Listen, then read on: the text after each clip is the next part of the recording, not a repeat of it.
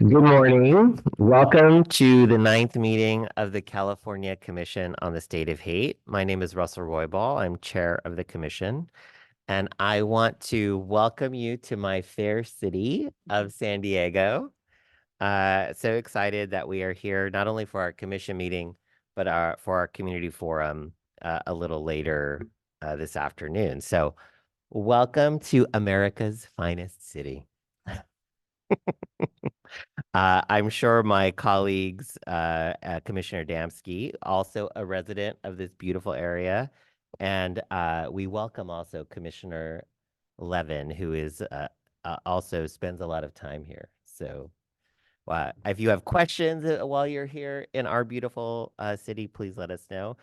And I'm excited to be here on the campus of the University of San Diego at the Kroc Institute for Peace for both our commission and our community forum today. So thank you to the University of San Diego for welcoming us.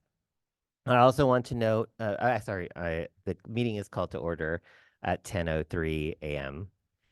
Before we take the roll, I just want to do a couple of reminders, including to say that last night was the first night of Hanukkah.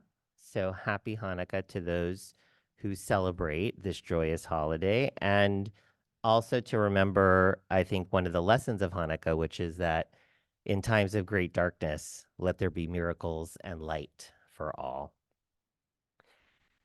If you are joining us on Zoom, closed captioning is available for this meeting. The closed captions can be displayed in English or another language, which will allow you to view an automated live transcript of the meeting in another language, including Spanish, Chinese, Korean, and Vietnamese. To display closed captions on your screen, please do the following. Click the button labeled Show Captions at the bottom of your Zoom window. If you'd like to display captions in another language, select the box at the bottom of the window labeled Enable Translation. You will see a window with the heading You've enabled translation at the top. Select English as the speaking language and select your preferred language in the second menu, and then click Save. Automated captions in your selected language should start appearing at the bottom of the Zoom window. Now let's call the roll. Alec. Chair Roybal. Present. Vice Chair Salcedo. Present, and apologies for now Joining being us remotely. in person in the beautiful city of San Diego. Thank you. Commissioner Che. Commissioner Cuellar. Commissioner Damsky. Commissioner Filer. Present. Commissioner Levin. Present. Commissioner Sinar. Present. Commissioner Suthers. Present. We have a quorum. Thank you, Deputy Director Watts. And now to do a land acknowledgement, I would like to turn the floor over to our colleague, Commissioner Cuellar. Thank you, Commissioner Roybal. Sekasin, hello and good morning. I am Regina Cuellar, Chairwoman of the Shingle Springs Band of Miwok Indians. It is an honor to offer this land acknowledgement today on behalf of the Commission of the State of Hate. Let us begin by acknowledging that the ancestral homelands we gather together this morning are the unceded territories of the Kumeyaay people and neighboring tribes of this region. These are the first peoples of this region, their original land stewards who continue to care for their homelands and whose presence remain in these spaces today. Let us honor and recognize each tribe for their rich cultures, traditions, and histories. Let us also remember and honor their ancestors, elders, and community members as we conduct our work here today. Aho, thank you. Thank you very much, Commissioner Cuellar. The Kumeyaay Band here in San Diego is civically engaged at all levels of local government. And so it's very exciting that they are part of this community here in San Diego. As a reminder, if you are a victim or a witness to hate, racism, or bullying, you can receive free support through the California versus Hate resource line. California versus Hate is a non-emergency multilingual hate crime and incident hotline in California to support individuals and communities targeted for hate. The hotline will help you identify next steps and help connect you to resources, including legal, financial, mental health, and mediation services. Anyone can report anonymously, and your report will not be shared with law enforcement without your consent unless required by law. Report hate by calling 833-8-NO-HATE or by visiting the website at California versus Hate, CAVSHATE.org. We will put the link to California versus Hate in the chat. And I want to underscore this in this particular moment in time, as Commissioner Levin has educated us over the last several meetings and the recent spikes in anti-Semitism and Islamophobia that are present in our state. So please take advantage of the California versus Hate resources by going to the website or by calling 833-8-NO-HATE. Following this meeting, we will host our 4th community forum at 12:30 in this room here at the University of San Diego. We invite all members of the public to attend the community forum and have your voice heard. The forum topic is on the impacts of threats and harassment toward public officials in public meetings. The Zoom link to the forum will be the same as for this meeting. So again, the community forum will take place a little later today, 12:30 p.m. right here. Now to review the agenda, you may view the agenda by visiting the Commission's website at calcivilrights.california.gov/Commission on the State of Hate and clicking on the button labeled Meetings and Agendas. You can also put in any any search engine, California Commission on the State of Hate, and you will find the website. We'll send the link to the agenda in the chat. I'd also now like to move to the process for public comment. First, the commission is a public body, and an important part of being a public body is hearing from the public. To that end, this meeting is open to the public, and there will be opportunities for public comment throughout the meeting today. To keep an orderly meeting, please make sure to comment only on the agenda item under consideration. If you have comments that are not specifically related to an agenda item, please save your comment for the agenda item titled Public Comment on Items Not on the Agenda. To submit a written public comment, email the commission at csh@calcivilrights.ca.gov. We will put the email address also in the chat. For everyone in the room today, you may submit a written comment by emailing us or by writing your comment on a piece of paper and handing it to a staff member in the room. For now, Monica, that is you, if there are folks in the room that want to submit a public comment item. If you submit a written comment that pertains to an agenda item, we will read it aloud or summarize it when the public comment portion of the agenda item is open and before any vote. If the comment is not about a specific agenda item, we will read it aloud or summarize it at the end of the meeting during the agenda item public comment on items not on the agenda. If you would like to speak at the meeting or deliver your public comment, you will have the opportunity to do so during the public comment portions of the meeting. At the end of an agenda item, we will ask if there is any public comment. We will begin with people in the room with us today and then move on to public comment on Zoom. For those who have joined us in the room, you may request to speak on an agenda item in person by raising your hand during the public comment period. And a staff member will provide you a microphone to make your comment. If you are joining us on Zoom, you may request to speak on an agenda item by raising your hand virtually on Zoom. To do so on a computer, please raise your hand by pressing the raise hand button on the bottom of your screen.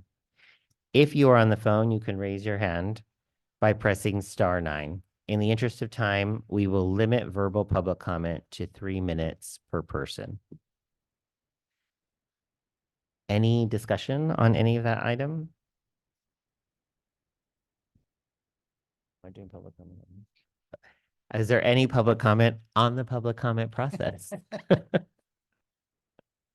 We've not done that before, so, but I'm glad we are. Great, there's no public comment. No public comments on Zoom or an email, Monica, thank you. We'll now move on to the minutes. We will now move on to the approval of the minutes for the October meeting and for the November Community Forum. This is attachment A and B. We will post the link in the chat to download the attachment from the commission's website. Is there discussion from the commissioners on the minutes? Any corrections, additions, etc.?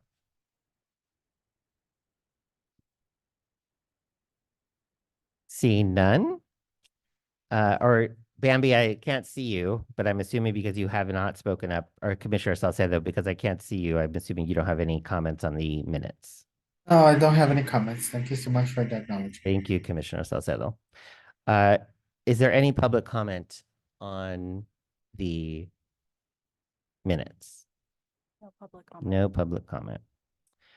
I will now entertain a motion to approve the October meeting minutes and the November Community Forum minutes.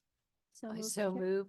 I'll second that then. So moved by Commissioner Feiler, seconded by Commissioner Damsky. Any further discussion from the commission? Okay. Thank you.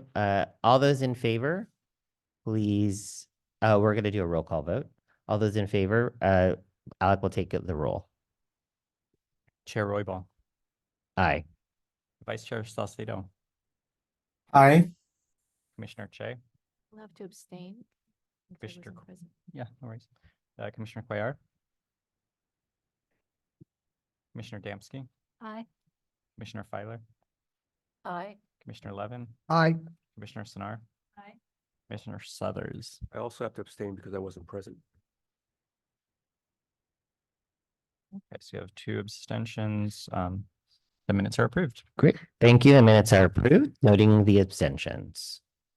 We'll now move on to the Civil Rights Department report. Today, the report will be given by Deputy Director Alec Watts. All right. Thank you, Chair Roybal, and good morning, everyone, and thank you for the opportunity to provide an update on the Civil Rights Department. I have 3 updates for you today. The first one is that last month, the Civil Rights Department announced securing a $10,000 fair housing settlement over an apartment complex's alleged discriminatory blanket ban on renting to individuals with criminal history in Inglewood. Under regulations implementing California's Fair Employment and Housing Act, housing providers are prohibited from imposing such a ban, specifically a blanket ban on individuals with criminal histories, and the regulations require that a decision to reject a rental application be based on a direct link between the conviction and a specific concern. As a result of the settlement, the property management company and owner are required to complete fair housing training, update their tenant screening policy to comply with state regulations, provide current and prospective tenants with information about their fair housing rights, and pay $10,000 to the complainant. The second update is our announcement that we secured a $115,000 employment discrimination settlement against Brighton Management LLC and Doubletree Hotel by Green Team Incorporated, which manage roughly 24 hotels primarily across Southern California. The settlement resolves a director's complaint filed on behalf of a group of employees, which, among other things, alleged a hostile work environment on the basis of sex, failure to provide reasonable disability accommodations, and retaliation against employees for exercising their civil rights. In addition to monetary compensation, the settlement requires the hotel management companies to update their complaint policies and complete anti-discrimination training in order to help prevent any future discrimination. The third update for you is to let you all know that on November 13th, the Civil Rights Department and California versus Hate joined the city of Berkeley, Not in Our Town, LA versus Hate, and other government and community leaders for the launch of United Against Hate Week. Founded in the Bay Area in response to white supremacist rallies, United Against Hate Week is a call for local civic action to help stop hate and discrimination. Throughout the week, local governments and community partners hosted dozens of anti-hate events across California, including poetry slams, rallies, and film screenings. And in conjunction with United Against Hate Week, California versus Hate released updated preliminary statistics from May through October. These statistics include the following. Since its launch in May, California versus Hate has received 513 reports of hate across California. More than 60% of all individuals who reported an act of hate accepted care coordination services. More than 75% of California counties were represented in the data. And among the reasons cited for the reports of hate, race and ethnicity continue to be the most reported bias motivations, followed by religion and sexual orientation. Thank you. Thank you. Are there questions from the commission on the Civil Rights Department report? May I ask just one question on that? Commissioner Levin? Oh, thank you so much, Chair. And also, what a wonderful job you've been doing for us. So Thank you. just wanted to give you a shout out and kudos in your hometown. Thank you. I spoke with Becky after the last forum, which again was wonderful. Thank you so much. This is so much work and we're so appreciative. Do we have any breakdowns since the beginning of October? I know that she had said that there was some significant increases then, and I just wanted to make sure I got those numbers right. And if not, we can always follow it up at another meeting, but I just wanted to check if that were available. Yeah, we should follow up with you. So essentially the question is data about California versus Haiti since October and what increases we've seen. We can ask. I think we do have to be careful with anonymity and privacy given kind of the small numbers, but we can ask. Yeah, I recall Becky stating that there was a significant increase, and I just wanted to, if we could get that at some point. Sure, I can bring that back to you in January. And thank you for all the wonderful work you've been doing. Thank you too, Commissioner Levin. Any other questions or discussion from the commission? Sure, Commissioner Damsky. No, we are not. It is just information. All right, seeing no other discussion from the commissioners, is there any public comment in the room? Seeing no public comment in the room, is there any public comment on Zoom or via email? Nope, no public comment. Thank you. We'll move on to the next agenda item, a proposal regarding our meeting schedule. As we move forward into next year, I want to discuss our next few meetings.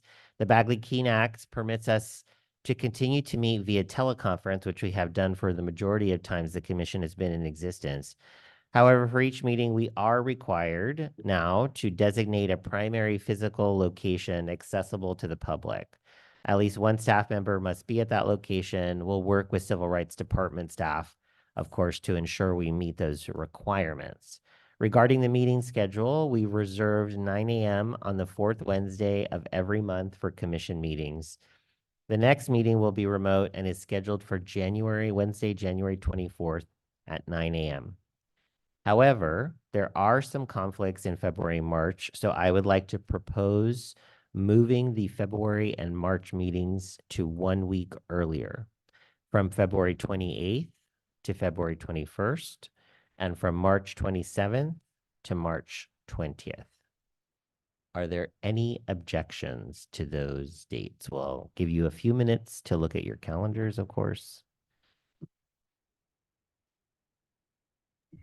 I'm sorry, Chair Roybal, can you ahead, repeat Commissioner those dates Salcedo. again? The dates are the February 28th date would move a week earlier to Wednesday, February 21st. And the March 27th date would move a week earlier to Wednesday, March 20th. Thank you. And the time would remain 9 o'clock? The time would remain the same.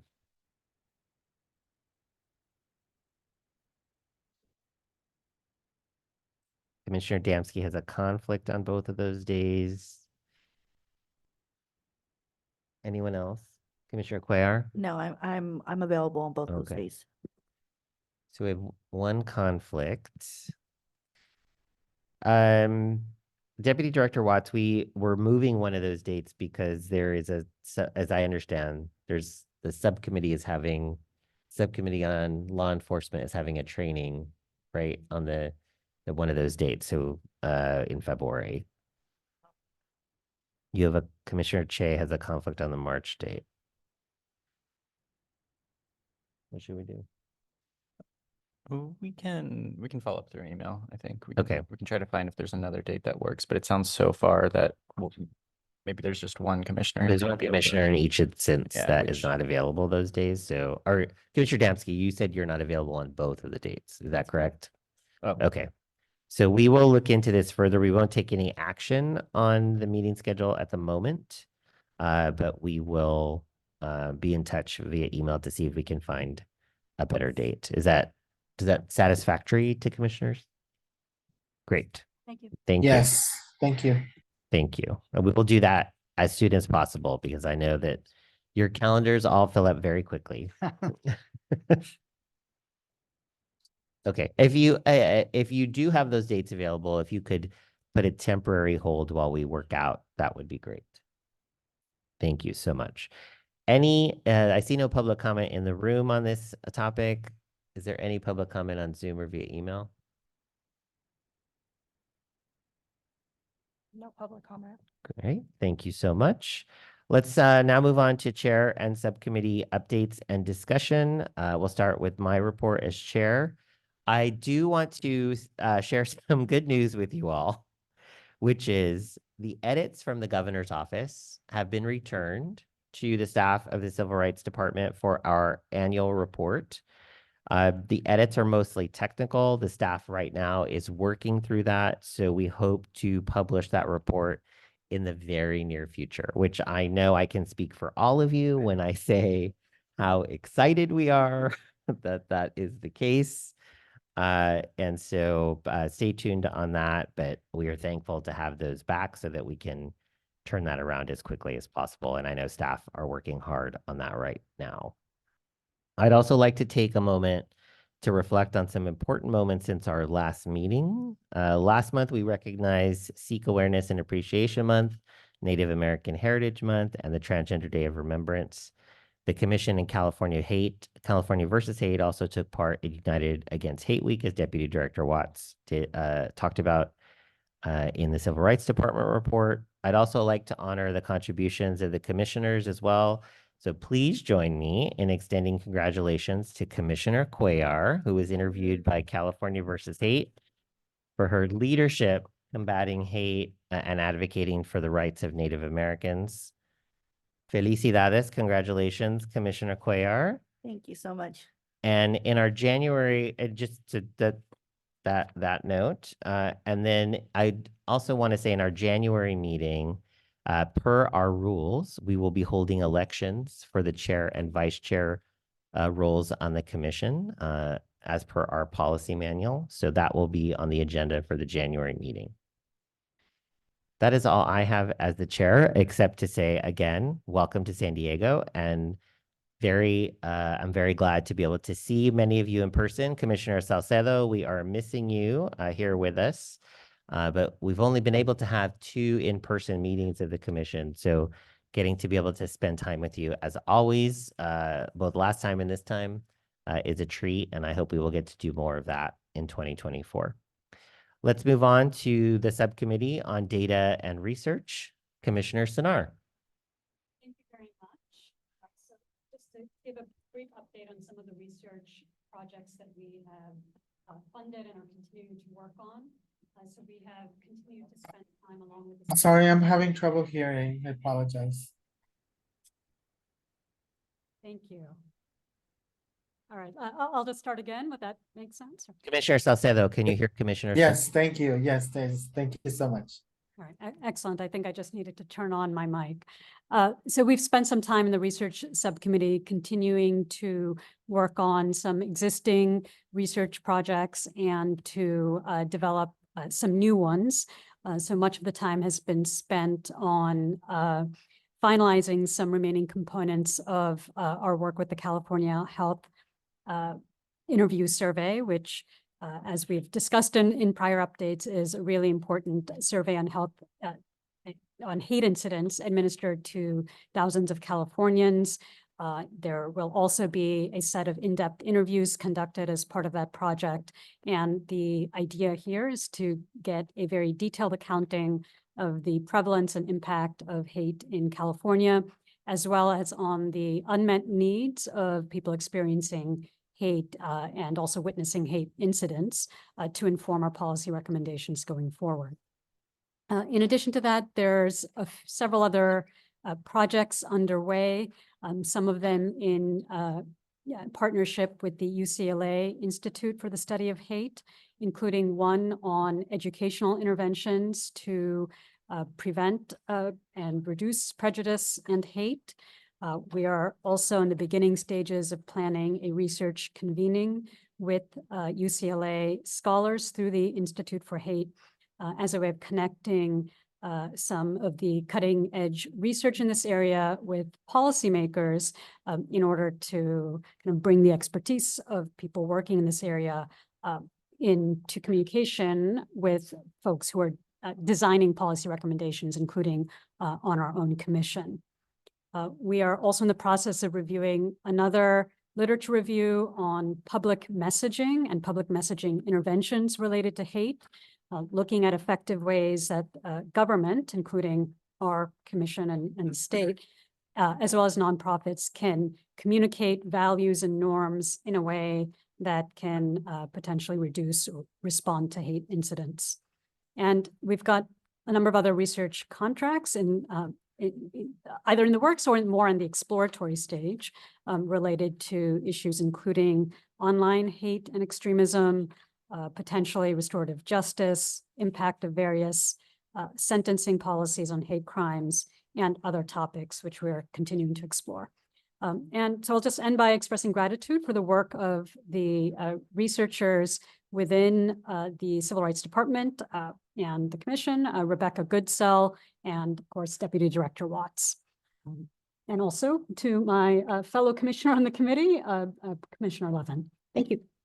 Thank you so much, Commissioner Sinar, for that report. I know all of us are excited about what will come from that data collection and as we continue to do our work on the commission. Are there any questions for Commissioner Sinar? Commissioner Chang. Thank you so much, Commissioner Sinar. For the convening on educational interventions, will that be open to fellow commissioners? So the convening itself, we're still actually trying to define the scope of it. So it may not be specific to educational interventions, but more generally, something focused on the theme of prevention. And we have an existing contract with the UCLA Institute for the Study of Hate, which includes this item, but we're still in the beginning stages of identifying what it's going to look like and what our policies will allow for in terms of who will be participating. But it's a bit too early. I think at this point, we are tentatively thinking perhaps the end of 2024, but it's really in the discussion stage still. Chair, may I just interject one Commissioner Levin. quick point with regard to data and research? First, I would be remiss if I did not thank all the people, not just Commissioner Sinar, who is just wonderful, but all the support staff, including Deputy Director Watts, who made a Herculean effort. I am concerned about a couple of things, and I apologize. I don't enjoy taking up commission time. But this week, there was a whistleblower complaint filed by Joan Donovan, a fellow researcher of mine, alleging misconduct relating to a $500 million donation that may have been related to her being dismissed from her duties at Harvard University, where she had exposed some troubling outcomes relating to a big tech company. We are seeing now a landscape where researchers at universities and advocacy groups are being threatened with lawsuits, or there are issues relating to funding. And I just want to send a message out to all who are looking. We will be looking as well. And we will use this forum with the approval of my fellow commissioners to make sure that hate does not have a place online, and we will not be intimidated. I don't want to speak for everyone else, but I'll tell you one thing. I won't be intimidated by big tech. And I wanted to make sure because I promised fellow researchers that I would stand up for them, and I appreciate the opportunity to do so right now. Another quick point. The state of California has a statute that requires law enforcement agencies to post their data on Hate Crime Monthly. And with the exception of LAPD, most of the large agencies do not. So I just want to also say that I will, at other points, bring that up to my fellow commissioners because this truly affects our ability to get timely data that relates to not only invective and bigotry online, but also with respect to intimidating researchers who may not have the resources or years of experience and connections that some other folks have. Thank you so much for this opportunity. We will be watching. Thank you. Thank you, Commissioner Levin, and I'm sure both Commissioners Damsky and Suthers have heard your recommendation around the law enforcement community. Let's move on to the Subcommittee on Policy Recommendations. Commissioner Che. Thank you. I'm here to recognize is the audio working? Okay. Commissioner Cuellar, who works with me on this subcommittee. And I want to take the time to also thank the Civil Rights Department staff, Alec Watts, Rebecca Goodsell, Shilpa Ram, and Monica Chavez as well. I'll be reporting on 3 items today. One is to update on our community-based research, which I think will complement, some of the data and research subcommittee's work. Also recommendations on our potential role on legislative advocacy, and then to seek input on the issue of non-member advisors, which will be facilitated by Commissioner Cuellar. So first, I want to just report that we have, as previously stated or shared, that we've engaged consultant Halima Barucha, and have, with the support of Alec Watt and Rebecca Goodsell, have really created a very focused research priorities, and they are on the following. Victims' needs. So what have CBOs observed with respect to the needs of victims of hate crimes and incidents? Language access needs. What have CBOs observed with respect to language access? Needs of victims of hate crimes and incidents or hate acts. We are also in the discovery process, but what are CBOs doing to address those needs and why? And what are state agencies and public entities like CBOs doing with regard to outreach and why? And what barriers do CBOs face while working to prevent and respond to hate activity? What are, Commissioner Che, when you say CBO, you mean community-based organizations? yes, right? that's correct. Thank you for explaining that acronym. And then what are the gaps and barriers and points of friction that community-based organizations have faced with state agencies, particularly with regard to language access? And then finally, gaps in support to victims.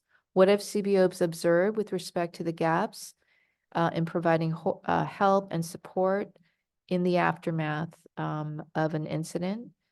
And also with regard to greater fears in the community. And again, just want to thank Rebecca Goodsell and Alec Watts for their support and guidance. And then on the position of legislative advocacy, we have embarked on considered a thoughtful approach in pursuit of evidence-based approaches. And this is the phase of many of our subcommittees' work. And so our recommendation is to defer this decision on potential role until we have our potential role on legislative advocacy, including endorsement of legislation, until we have established our policy recommendations and priorities. And when appropriate, we can revisit this potential avenue, which would have to include a discussion about staffing needs and expertise. But at this stage, it would be premature to do that. And then on the final issue, I'm going to pass it over to Commissioner Cuellar. So much. Thank you so much, Commissioner Che. Yes, at the last commission meeting, Chair Roy Ball had tasked our subcommittee with coming up with a process for vetting and adding non-member advisors to subcommittees. So our subcommittee has had some discussions around the topic, but we feel like we really needed to get the input of the rest of the commissioners before we move forward. So today we ask that if any commissioners have any insight or any kind of concerns, or please let us know so we can make sure that we have that discussion. So I'm going to open up to the floor to other commissioners, Commissioner Sinar and others, and anybody else who may have comments. I do have a comment, Commissioner Quare, which is something I said at the last meeting. And I think Commissioner Levin would agree with me when I think having a conversation with Greg DeJere from the ARC of California, given Greg's history in state government, would be helpful to that and his role at the ARC of California. So I know Deputy Director Watts can forward that contact information for you to have that conversation. Do you Okay, agree, Commissioner Levin? Totally. okay. Thank Okay, you. great. Other Great. thoughts? We'll make sure we do that and we'll add them to the next meeting. Commissioner Sinar? I had a question about another part of the update, but so I'm not sure if you're inviting comments on that or just on the non-member Let's do advisors. the non-member first, and then we'll get back to that. Commissioner Suthers, did you have a? Trying to see if this mic is mic working? Yep. Outstanding. So I just want to mention that obviously being at a major research university, I have no shortage of people who come to me and offer their expertise, their experience, and colleagues that I've had for many years who I think would just be a valuable asset to the work that we're doing on all the subcommittees here. So the sooner we can have a process for onboarding and vetting, the better, because we have some people who really want to assist us with this effort. Thank you, Commissioner Suthers. Other comments? I just like to say that Greg has been involved with many of the advancements legislatively over many years and used to work in the legislature. And he has great connections to people from different types of backgrounds. When we say backgrounds, I'm not talking about necessarily race, religion, sexual orientation. I mean different skill sets. And I think that they would really greatly appreciate being able to assist us. And I really want to thank you for pursuing this, Chair Roybal. Thank you, Commissioner Levin. Any other comments for Commissioner Quare?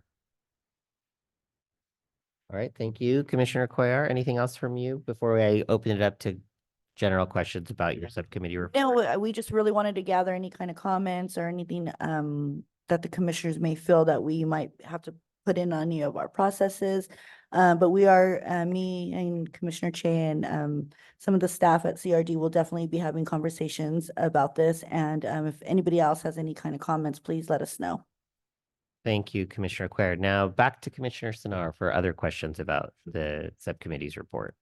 Thank you. I just had a question about the community-based research and would love to hear a little bit more about what that might look like. I think the priorities you've identified are really significant and important, and I would just appreciate hearing more about how you think, how you envision having the CBOs participate in that process. Thank you for that question, Commissioner Sinar. Well, we just completed the first phase, which is what is our query? What are we trying to learn more about? And the next stage is really identifying the CBOs that we would like to connect with. And there are several pools that we're going to be looking at, including the grantees of the Stop the Hate. We're also looking at disproportionately impacted communities, particularly in this climate, this charged climate. And we want to have a good cross-section and representation of community-based organizations that either explicitly are engaged in supporting and preventing hate, but by virtue of the trust in the organization are dealing with those types of incidents because of their name recognition and again, the trust that they have in the community. So that's our process at this stage. And do you mind if I ask a follow-up? No, please. Okay, and then I I- see your hand up, Commissioner Salcedo. We'll get to you in just a second. Okay. And I recall that in a prior update, you had mentioned that one focus is the rapid response element of is that the focus within victim needs, or is the victim needs piece? I'm trying to understand, is it sort of immediate victim needs in the event of a hate crime or hate incident? Is it broader community needs? Is it both response and prevention, or kind of how do you see that component of it? Yeah, thank you for that detailed question. Well, initially, our interest was to focus on rapid response because of our own direct experiences with dealing with harm, the community impact. But it is much broader because one of our lines of question is around prevention, how they either work with state agencies or not, what are the potential barriers. But there is an emphasis on rapid response just because there seems to be some gaps there. Yeah. Thank you. Vice Chair Salcedo, did you have a question? Yes, well, first I want to appreciate all of the work from the subcommittees. Thank you so much for the amazing work, and also I really think about the amazing work that we're all collectively doing, and really getting the news that, you know, our report is finally gonna come out soon. So I'm really excited about that and really appreciative of all of the work that we're doing. Commissioner Choi, I wanted to also offer,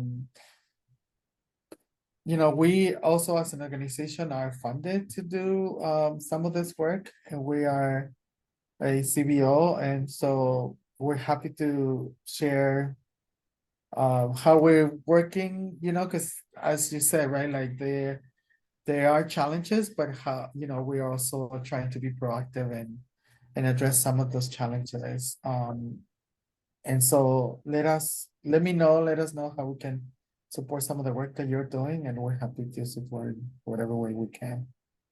Thank you, Commissioner Salcedo. You are on our list already.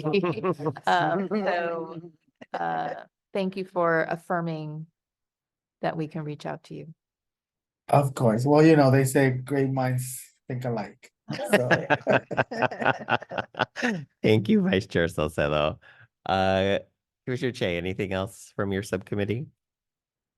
Thank you so much for that report. Let's move on to the subcommittee on recommendations for law enforcement. Commissioner Damsky.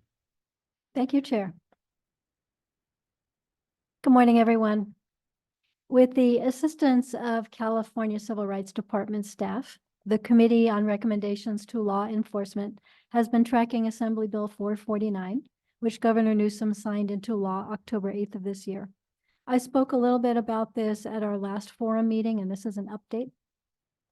AB 449 is called Hate Crimes, Law Enforcement Policies. This law mandates reporting hate crime statistics by state and local law enforcement agencies starting July 1st of 2024. All agencies will be required to include a supplemental hate crime report in the model policy framework developed by the California Commission on Peace Officer Standards and Training, also called POST, and a schedule of hate crime or related trainings that the agency conducts.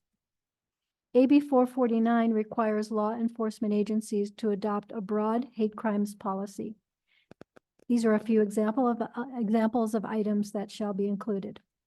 Policy, definitions, response and reporting responsibilities, training resources, supplemental hate crime report, planning and prevention methods, information regarding bias, motivation, and identification related to gender, race, or disability. The law will help determine whether any additional resources are needed on the scene to assist victims, or whether victims to refer victims to appropriate community and legal services, giving the victims and any interested persons the agency's hate crime brochure. The law also mandates a schedule of the required hate crime training for the officers and any other hate crime or related training the agency may conduct. The Attorney General of California shall direct state and local law enforcement agencies to report to the Department of Justice overseen by the Attorney General, any information that may be required relative to hate crimes. The law also requires ongoing production of hate crime materials on a 4-year schedule. All law enforcement agencies, including special districts, will produce to the Attorney General's office their hate crime materials on the specified dates, and then every 4 years thereafter, forever. The Department of Justice will open a web portal on or before July 1st of each year called the Open Justice Web Portal, with information obtained from law enforcement agencies, and the department shall submit its analysis of this information to the legislature. Law enforcement agencies will additionally post the information required to their internet websites on a monthly basis. So what's exciting is that this law will attract not only hate crimes, but also hate incidents. Our committee has been meeting with Manny Alvarez Jr., Executive Director of POST, the California Commission on Peace Officer Standards and Training, for most of this year to discuss the creation of updated training videos for law enforcement professionals on reporting these hate crimes and incidents. The passage of AB 449 into law creates a unique opportunity for our committee to work with POST on creating a new 15-minute training video on the supplemental hate crime report, which AB 449 mandates. Currently, we are working on a 2-phase project. The first phase is reaching out broadly to subject matter experts for creating guidelines for content about recognizing hate crimes and incidents. This phase will have active work sessions over several days in Carlsbad, California, between February 28th and March 1st of next year. Prior to this first work session, our committee will provide a draft outline for the full commission to review and provide comments during our next commission meeting, January 24th, 2024. There will be another draft submitted for review by the full commission, after the February work period. The second phase will take place between April 29th and May 2nd, 2024, also in Carlsbad, California, and will culminate in filming the training video. We have been floating the idea of securing prominent actors to star in the video in order to generate greater interest and appeal to the law enforcement community. And this is still under discussion. On behalf of myself and Commissioner Suthers, this concludes my report, unless Commissioner Suthers has anything else he'd like to add. Oh, nothing to add. Thank you. Very well done. Thank you, Commissioner Damsky. Questions from commissioners for the subcommittee?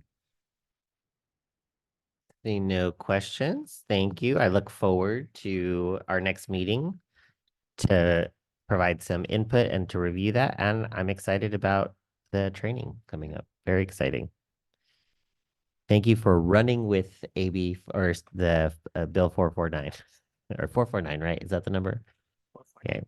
And hopefully Commissioner Levin's concerns will, as a result of that, more law enforcement agencies will report on a more regular basis. Let's move on to the subcommittee on community forums. Commissioner Filer. Thank you and good morning, everyone. I wanted to talk about our last public forum.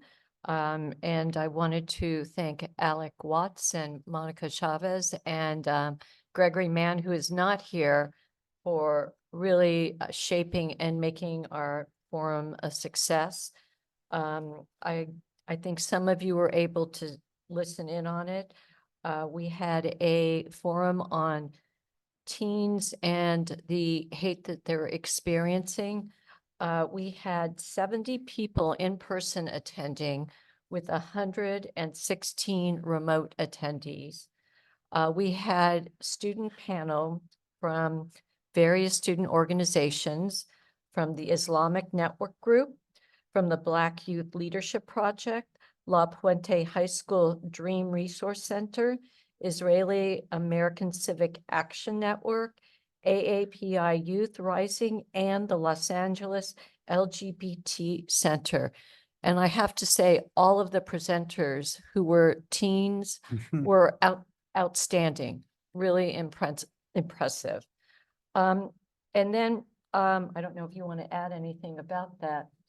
No, I just it was a great forum, and for Yeah. everybody who attended, it was a lot of great information shared. And again, those kids were they were awesome, and just to hear them and be up there presenting, it was really nice and gave a lot of hope to us. Yeah.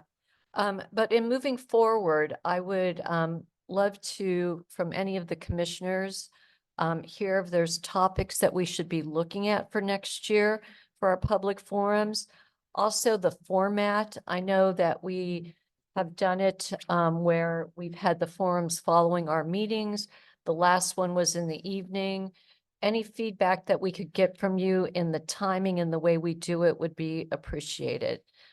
Because we do not have the dates, but we will be setting the calendar and the topic for next year.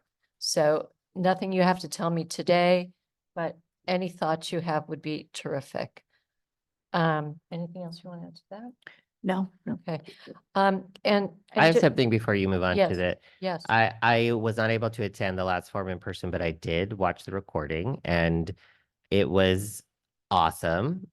Oh, thank you. Right. Having young people in particular present on all of their experiences was incredible to watch. And as someone who is from La Puente in the San Gabriel Valley, seeing someone from my community where I grew up was especially touching. And so thank you for creating that space to you and Commissioner Filer, and to you, Commissioner Cuellar. It was important. And I think there are not a lot of occasions where folks from those communities get to talk and get to talk with other people that are their age that represent the wide diversity of our state. So thank you for Absolutely. creating that space. And in closing, I need to acknowledge something. I think I've shared with all the commissioners that both my parents were Holocaust survivors, and I feel as if I'm not honoring their memory, if I do not acknowledge in this last month the increase of anti-Semitism that I have been seeing and hearing, and the calls, the texts, the emails that are sent to me with situations that are happening up and down our state. From kids on college campuses that are wearing yarmulkes that feel unsafe, to parents telling their children to take their mezuzahs off their doors, in their dorm rooms, in their apartments, to situations in classrooms, to even in my own city of Los Angeles, where there was smoke bombs thrown at the leader of a Jewish organization at his house where his kids were with him. And down my own street in Los Angeles, where protesters came down, pulling the trash cans down our street, creating traffic jams and screaming genocide to all Zionist Jews. Having been an activist my whole life, I believe in protest. I believe in the freedom of speech. And never in my experience through all those years of activism did we ever call for the genocide of any peoplehood. And so I say to all of you, we need to do better. Everyone should feel safe to speak their piece, to have their positions on any political issue anywhere in our country or abroad. But I think the calling for a genocide of a whole peoplehood is something that is disheartening. And so because of my history, because of my parents, I do say we can do better in California. We can do better. Thank you, Commissioner you. Filer, for that reminder, for honoring the memory of your parents. I also want to remind folks who are watching or listening, and to all of our commissioners, if you are a victim or you witness a hate incident or activity, please report it to California versus Hate. Either go on the website at californiaversushate.org or call the hotline 833-8-NO-HATE so that you could get connected to resources and that we can make sure that we are keeping track of these terrible things that are happening throughout our state. I also, just on your subcommittee report, before I ask if there are any commissioners who have any questions about your report, it would be great if we could get the calendaring of the next community forums soon, so that we could get those on everyone's calendars and decide where in the state they're going to be. I also want to underscore what I said last time. It would be great to put them outside of our major cities in the state, so that we can go to less populated, more rural areas of our beautiful state. And then the one suggestion that I would have in terms of a topic for next time or next year would be the violence and hate that the trans community experiences in California, and highlighting that either in conjunction with Trans Day of Visibility or Trans Day of Remembrance, I think would be a good topic for us to cover. Thank you, Chair, because I wanted to, I wanted to acknowledge, want to have our next forums not in our big cities, that we need to really be reaching out to all Californians. And so we are looking at that and how we can make that happen. Great. Thank you so much, Commissioner Filer. Other questions from Commissioner for the subcommittee? Commissioner Sinar and then Commissioner Damsky. Thank you. So I first just had a comment also on community forums for the coming year. I think as we are heading even further into an election season, presidential election, having a community forum on issues related to that, particularly related to election rhetoric and how it influences multiple communities on the ground in terms of hate violence, I think is incredibly important. We are already seeing from the presumptive nominee of the Republican Party calls to reinstate a Muslim ban, to ban all refugees fleeing Gaza. We are also seeing calls from the same candidate for acceleration of deportation and anti-immigrant measures. And I think we can all expect that all of this will rise as we get directly into the primary season. So something around that set of issues might be helpful as well. Great. Thank you so much, Commissioner Sinar. Commissioner Damsky. I also have a further comment. Oh, go ahead. Sorry. Yeah. Sorry to cut you off. No, I also want to acknowledge Commissioner Filer's point about the rise in anti-Semitism and the fear that many in Jewish communities have. Some of the incidents you're describing are awful, and I'm sorry for you and everyone in the community who has to deal with that. I think just this week there were among multiple incidents, but shots fired outside a synagogue in upstate New York. And the incidents are incredibly concerning. There's a very clear spike that we're seeing in terms of targeting Jewish community members. We are seeing, unsurprisingly, a similar spike in anti-Muslim incidents and incidents targeting Arab and Muslims, and those including the Sikh community who are thought to be, by appearance, Arab or Muslim. And I would just mention the shooting of 3 Palestinian college students in Vermont a couple of weeks ago. One of them remains paralyzed from the waist down. They were wearing keffiyehs, Palestinian garment, and speaking in Arabic when the incident happened.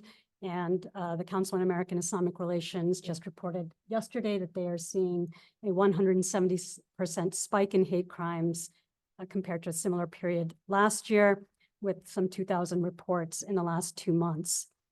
The only other thing that I kind of wanted to mention on this issue is that we are seeing part of what is fueling that is rhetoric from political leaders, which can be dehumanizing. And we're seeing a lot of that in terms of dehumanizing rhetoric towards Palestinians and Muslims, which has a real impact on the sense of safety in our communities.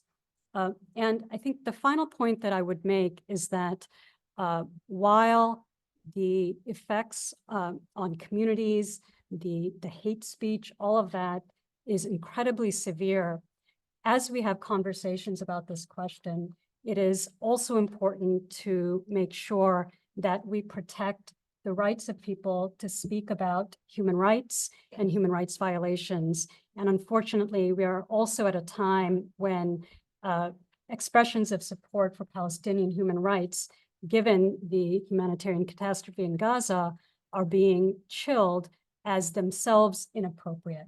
And distinguishing between clear hate speech, some of the calls for genocide that you're referring to, and passionate advocacy for human rights, that distinction has to be kept clear as well, so that just as we are protecting the safety of our communities, we are also protecting the ability of all of us to engage in important, urgent civil discourse about real issues facing our communities here and abroad.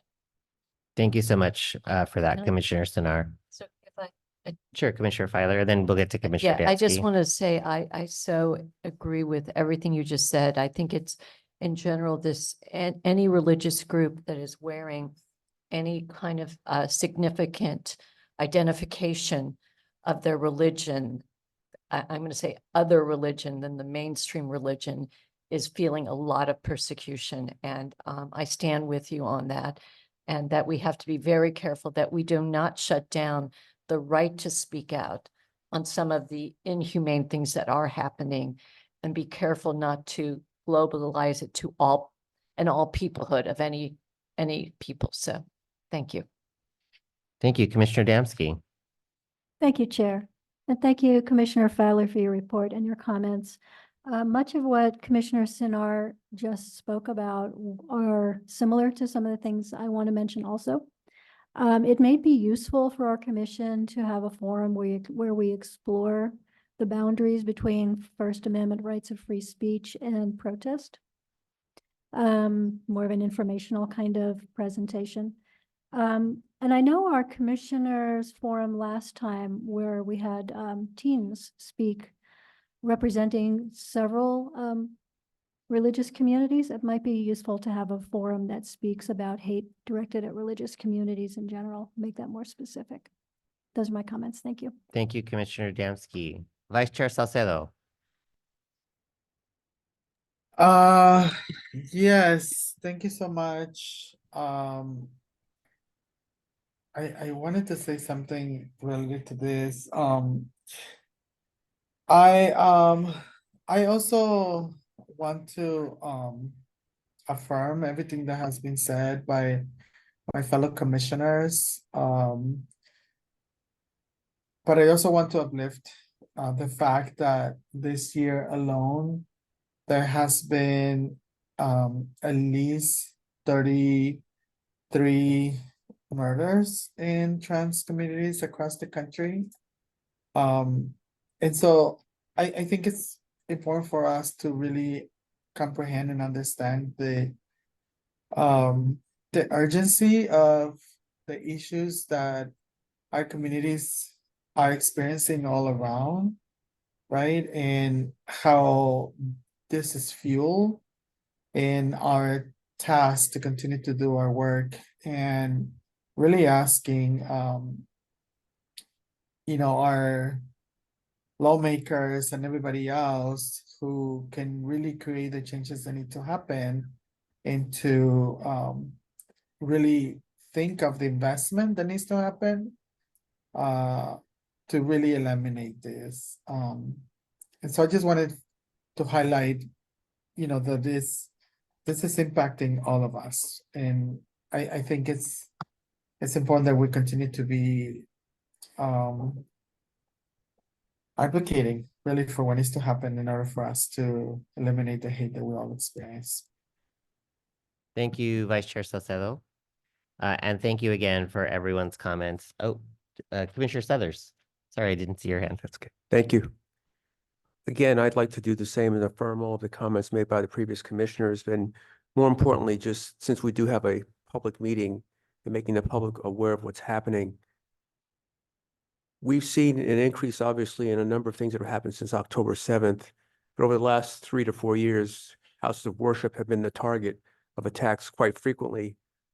A week ago today, there were several dozen calls for fake bomb threats in New York City, Westchester County, and upstate New York on Friday, which is the Sabbath, and a week before Hanukkah. So I would urge people that are out there, if you're in a house of worship, please make sure that you have those protocols in place to report those incidents, because we need to know. The other thing that we've been doing, I've been to a number of forums, both in the House of Worship and along with community groups, making sure that people understand that you don't have to be a victim of a hate crime to report a hate incident. They're very different. And so we are advocating for people to be better educated, more aware, report to California versus hate, but do let people know when that happens to you, because then resources can be focused on those areas and on those populations because they're being victimized, but we will not know if it's not reported.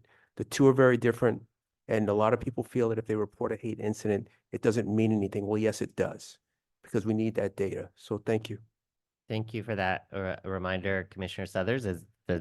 One of the reasons why the commission was set up in the first place here in California was to collect that data, right?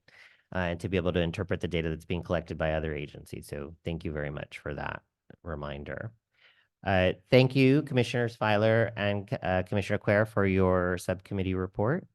There is no report on from the subcommittee on funding at this meeting.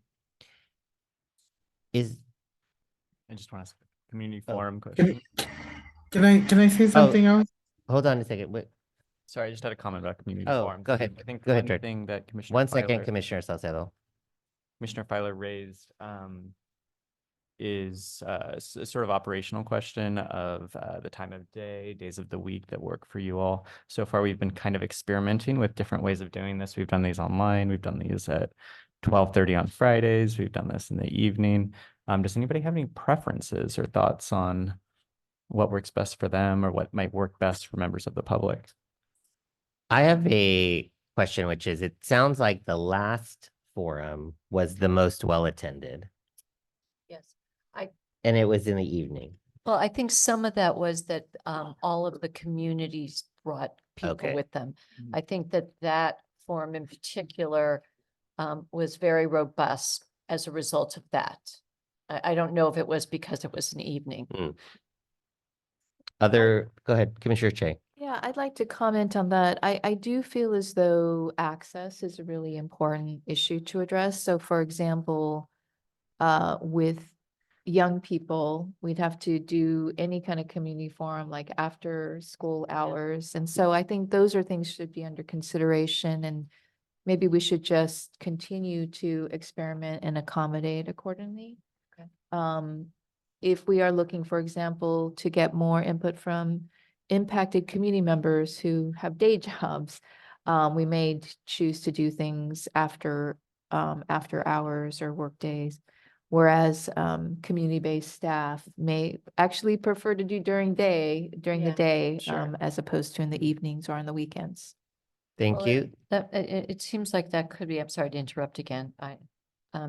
It could be topic related too, particular, you know, because we did do it in the evening so that the teens could come and their communities. So that was a huge reason.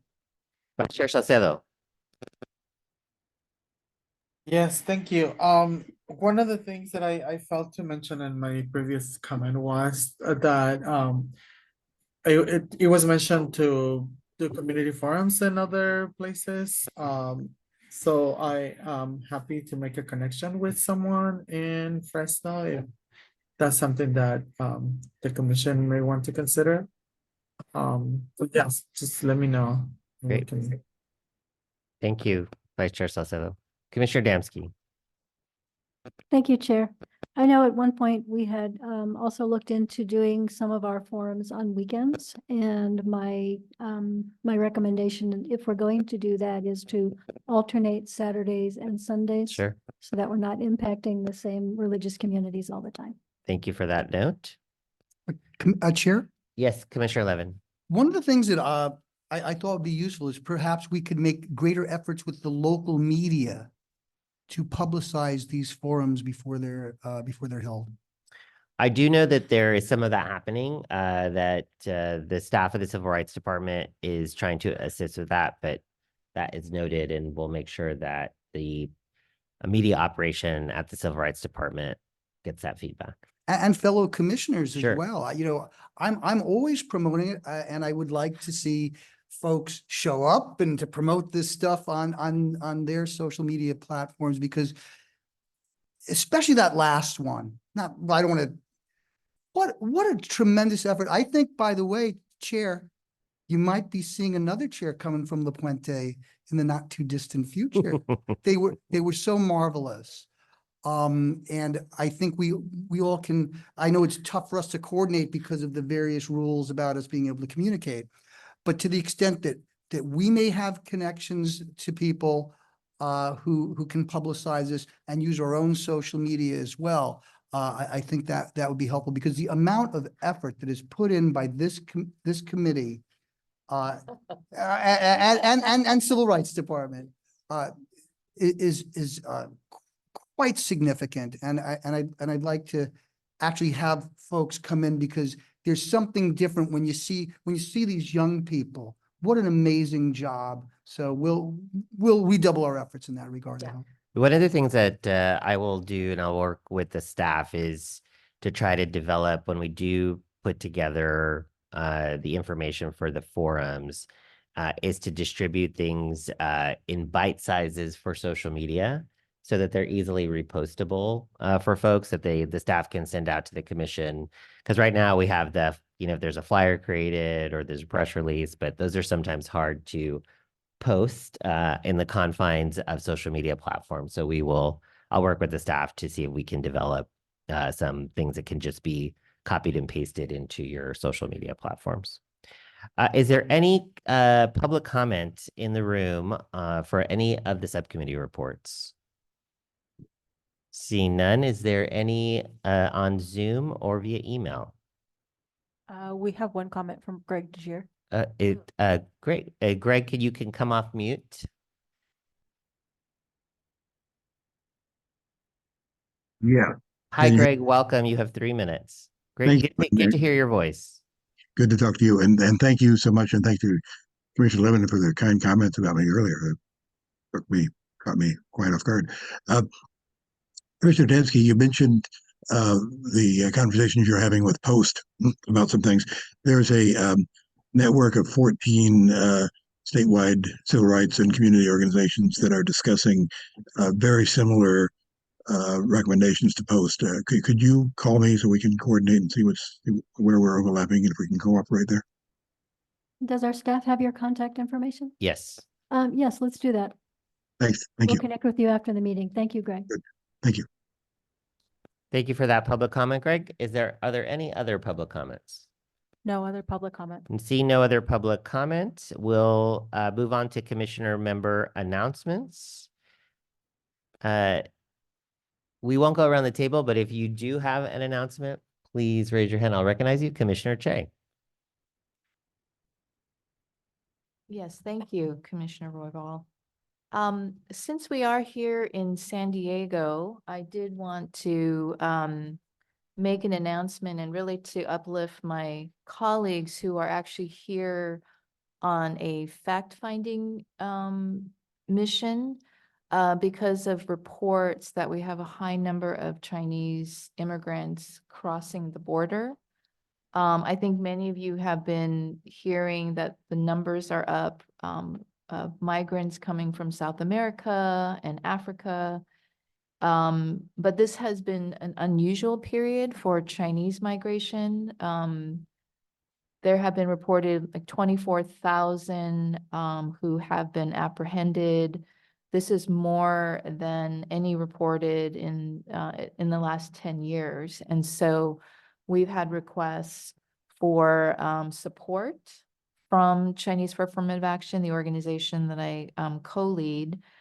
And it's been a very distressing time, especially in a period in which, as prior commissioners have talked about, we have elected officials who are speaking disparagingly of asylee seekers, of people who are risking life and limb to create a better life for themselves. And so media reports and other elected officials using terms like flooding the borders and that type of language, accusing people of bringing drugs and all kinds of other things and to our state. And so I just wanted to acknowledge that and to say that in San Diego, there's been a really robust response, trying to make sure that migrants from all over the world are getting the support that they need, are treating them with compassion, and with dignity. And so just wanted to appreciate the local community here and also my colleagues who are here to find out more on how we can help. Thank you. Thank you for that, Commissioner Che. Commissioner Che, I have contacts at the Black Immigrants Bail Fund who work a lot here in San Diego, in particular with Black and African immigrants coming through San Diego. So if you would like me, if you don't know folks there and would like a connection, I'm happy to help. Any other commissioner announcements? Commissioner Damsky. Thank you, Chair. On Sunday, December 3rd, this past Sunday, our local LGBTQ+ community organized a rally against anti-Semitism, which was well attended. And since our chair was out of town, I was given the opportunity to speak representing the commission. It was a great event. I spoke about the work of our commission. I made sure to announce today's meeting and forum, so hopefully that will bring some attendance this afternoon. And I also made a point to speak about the California versus Hate hotline. It was a really well-received rally, and I appreciate the support and the opportunity to represent our commission there. Thank you, Commissioner Dansky, and thank you for speaking at that event. Commissioner Levin, I know you have an announcement. Is that Yeah, correct? do we have the slide ready? I believe so. All right, we can go to the next slide because this is just the title one. Because of the gravity of what's going on now, the first thing I'd like to do is wish all Jewish people of goodwill in California and around the world a happy Hanukkah. Despite some of the things that are going on, it is now the 60th anniversary of the commencement of the play Fiddler on the Roof. And there's a beautiful song in there at a wedding where the song says, when did she get to be a beauty? When did he grow to be so tall? Wasn't it yesterday when they were small? And one of the reasons why this play struck such a chord with American Jews comes from the Judaic perspective that both our joys and challenges have a purpose. For right after that song was sang by the parents, with Tevye and Golda's heartfelt duet, Russian Cossacks violently attacked the ceremony, ransacked the town, and murdered people. The fiddler on a roof, on an uneven roof, is but a metaphor for the balancing act we all must achieve between the sweetness of life's joys and the risks of its perils. So what I want to say is that there is something that is American about protecting religious liberty. And it cuts across politics. President Obama said, people are recognizing that we all have a responsibility to stand together against bigotry and violence, to not be silent, but there will always be a need for vigilance against anti-Semitism. He said, we'll never be able to wipe out hatred from every single mind, but we must do everything we can to fight it. And I join that effort. Similarly, a Republican, George Bush, 6 days after 9/11, when we were talking about public messaging, listen to this. Here's what he said. And I want to quote it exactly because it reflects what's in my heart. And I say this. To my dear friends in the Arab and Muslim community who have worked so diligently with me over decades on interfaith and peace in the Middle East. And here's what was said. When we think of Islam, we think of a faith that brings comfort to 1 billion people. Actually, it's much more than that. It's about 1.6 now. To 1 billion people around the world. Billions of people find comfort and solace and peace. And that's made brothers and sisters out of every race, America counts millions of Muslims amongst our citizens, and Muslims make an incredibly valuable contribution to our country. Muslims are doctors, lawyers, law professors, members of the military, entrepreneurs, shopkeepers, moms and dads, and they need to be treated with respect. In our anger and emotion, our fellow Americans must treat each other with respect. Women who cover their heads in this country must feel comfortable going out of their homes. Moms who wear cover must not be intimidated in America. That's not the America I know. That's not the America I value. I've been told that some fear to leave. Some don't want to go shopping for their families. Some don't want to go about their ordinary daily routines because by wearing cover, they're afraid they'll be intimidated. That should not and that will not stand in America. And I think it's very important because we know, now I'm just a modest person, but there are important influencers that we can have access to now because of our position here. And I just want to say, I will redouble my efforts on a meaningful and just peace in the Middle East that values the dignity of all people. And when peace hits the Holy Land, the seeds of it can be planted right here today. We have had politicians who have accused people who stand up for Palestinian people of being pro-Hamas. That is a disgrace. And most recently, when a presidential candidate whose name I will not even utter was asked about not only anti-Semitism, but Islamophobia, he again redoubled an answer that was retrograde and bigoted. And I want to say we should wash our hands of people who say they can lead, but divide people and go against the most significant bedrock principles of religious liberty, which brought so many of us and our ancestors here.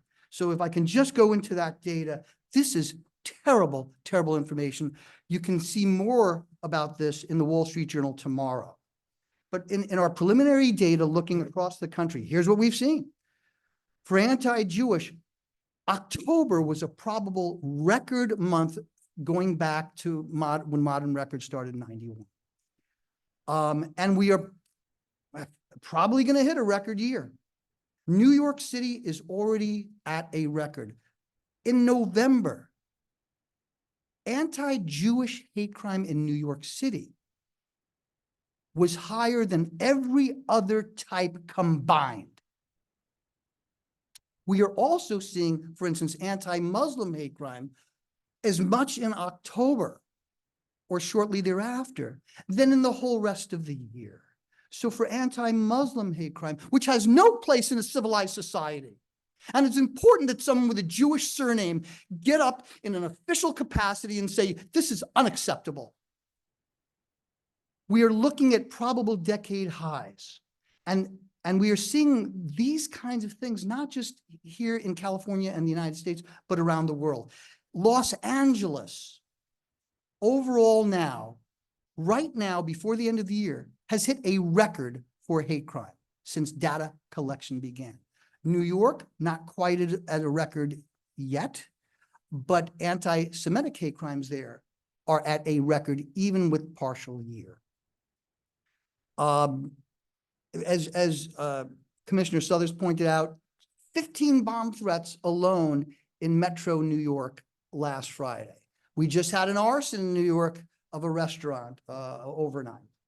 And we are seeing, for instance, at my alma mater, and we're Commissioner and Professor Sinar teaches, 4 out of 5 hate crimes in 1 month were directed against Muslim people.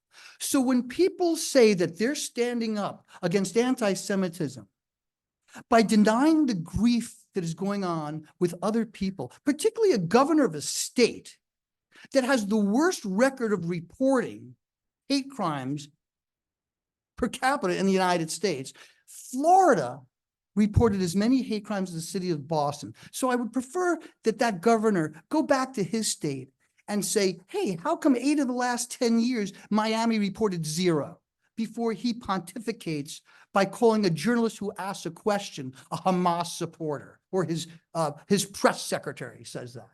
So we're looking at increases that are so widespread, we don't have the time to go over it. But I gave you a little flavor here. Here's what you're seeing in New York up top with anti-Muslim hate crimes. Look at that for October. Look at that. We compare both prior months and year-ago months. Now, if you go to Los Angeles on the left side, look at anti-Palestinian, anti-Muslim hate crimes and hate incidents compared to same period previous year. Look at kill all Jews on Google Trends. And again, anti-Jewish hate crime in Los Angeles are way ahead of last year. We're looking probably not only for a record, but also in the big cities. And again, this is international. Look at Toronto. We see London, Paris, Berlin, too many to count. And just since we're here in San Diego, they don't break it down quite yet, but you can see, look at that, 150% increase in religion hate crimes right here in one of the kindest cities in the United States.